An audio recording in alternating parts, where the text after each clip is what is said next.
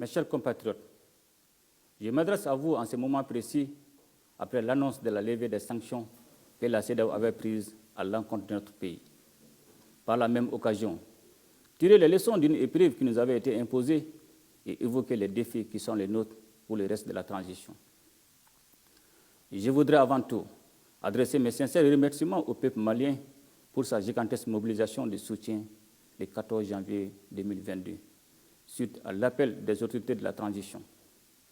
Ce jour-là, le peuple avait fait parler sa fibre patriotique et exprimé sa détermination à être désormais maître de son destin. Il avait par la même occasion démontré la forte légitimité des autorités de la transition.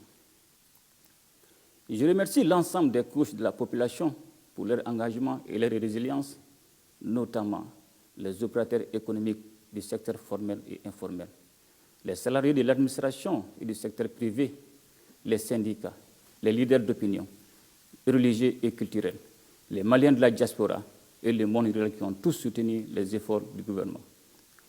Je remercie particulièrement les agents du secteur de l'économie et des finances pour leur gestion efficiente de cette crise. Il me plaît aussi de remercier vivement l'ensemble des panafricanistes qui ont exprimé leur sympathie et montré leur soutien constant à la cause du peuple malien, à travers des manifestations, des déclarations ou même des marches sur des milliers de kilomètres au mépris de tous les risques encourus. Ces prises de position ont sans aucun doute conforté la lutte des Maliens. Le peuple malien ne saurait oublier aussi la grande marque de fraternité et de solidarité dont il a bénéficié de la part des gouvernements des républiques sœurs de la Guinée et de la Mauritanie, qui ont laissé leurs frontières ouvertes à la circulation des marchandises et accordé toutes les facilités dont le Mali avait besoin en ce moment difficile. Mes chers compatriotes, nous avons tous été surpris de voir que les sanctions prises par la CEDEAO contre notre pays ont été la seule réponse face à la volonté des Maliens de refonder l'État après de multiples crises politiques que le Mali a connues.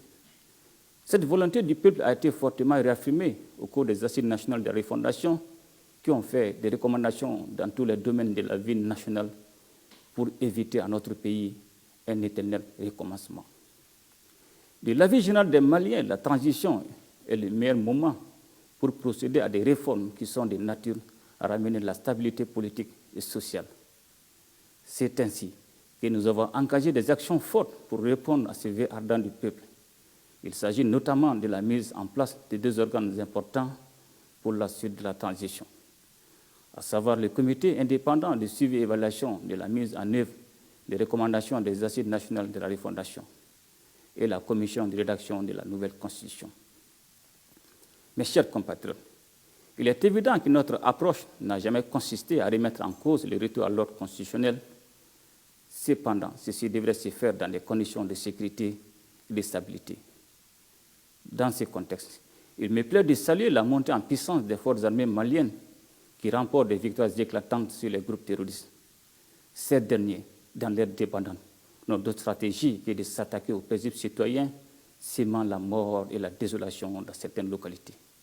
Ils doivent cependant comprendre que les forces armées vont continuer leurs offensives pour les traquer partout afin de ramener la paix et la quiétude sur l'ensemble du territoire. Pour ce faire, les autorités de la transition ne feront économie d'aucun moyen. Aussi, le gouvernement travaille au retour de l'État dans toutes les zones affectées par les actions des terroristes. Ceci est une condition sine qua non pour la mise en place des services sociaux de base qui devront soulager et améliorer les conditions de vie des populations. Mes chers compatriotes, l'heure est à l'union sacrée autour des intérêts supérieurs de la nation.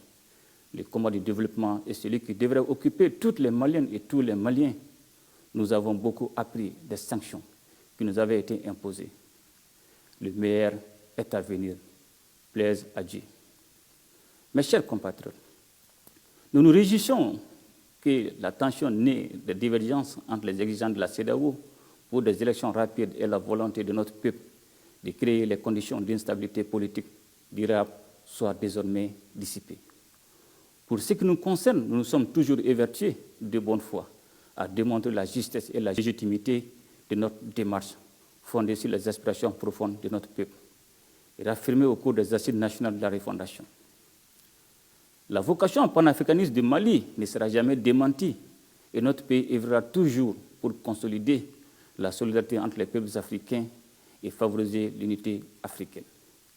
Je tiens donc à adresser mes sincères remerciements aux chefs d'État de la CEDEAO pour leur accompagnement en vue de la réussite de la transition. Je voudrais également remercier toutes les bonnes volontés qui se tiennent aux côtés du Mali pendant ces moments difficiles et qui soutiennent ses efforts pour sortir de la crise multiforme qu'il connaît. Mes chers compatriotes, malgré les difficultés liées au contexte national et international, la transition se poursuit sous de meilleurs auspices. Toutefois, nous devons continuer de rester vigilants et poursuivre nos efforts individuels et collectifs de construction nationale avec plus de rigueur et d'engagement. Nous devons également avancer avec détermination et responsabilité dans les réformes politiques et institutionnelles engagées, ainsi que dans les actions de développement afin de permettre à notre pays de retrouver la stabilité politique et sociale et créer ainsi les conditions d'épanouissement de tous les Maliens. En cette veille de la célébration de la fête d'Eid el-Kébir, j'adresse à la communauté musulmane et au peuple malien tout entier mes vœux de bonheur, de paix et de tranquillité. Ensemble, nous ferons le Mali Koura, qu'Allah bénisse le Mali et protège les Maliens. Je vous remercie.